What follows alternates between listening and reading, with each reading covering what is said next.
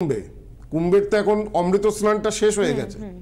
কুম্ভের অমৃত স্নান তিনটে ছিল, একটা হচ্ছে মৌনী অমাবস্যার দিন, আর একটা হচ্ছে মকর সংক্রান্তি, আর একটা হচ্ছে বসন্ত পঞ্চমী সরস্বতী পুজোর দিন। এখন আর অমৃত স্নান নেই কুম্ভেতে। এখন যেগুলো আখড়া থেকে সাধুরা সব চলে যাচ্ছে, এখন যেগুলো রয়েছে সেগুলো আনুষঙ্গিক।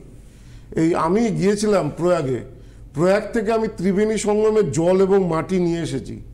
এই যারা এই 23শে ফেব্রুয়ারি আসবেন, প্রত্যেককে এই মহাকুম্ভের 144 বছরের মহাকুম্ভ, তার জল, তার ত্রিবেণী সঙ্গমের জল।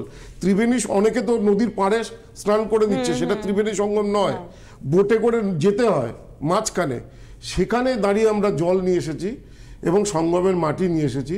যারা এই দিন 23শে ফেব্রুয়ারি উপস্থিত হবে তাদেরকে আমি প্রত্যেকেই ত্রিবেণী সঙ্গমের জল দিয়ে অভিষেক করিয়ে দেবো। আপনারা জল বাড়িতেও নিয়ে যেতে পারবেন এবং সঙ্গমের যে মাটি সেটাও দিয়ে দেবো, সেটা আপনারা বাড়িতে রাখতে পারবেন। এই সঙ্গমের জল আর মাটি বাড়িতে রাখা অত্যন্ত শুভ।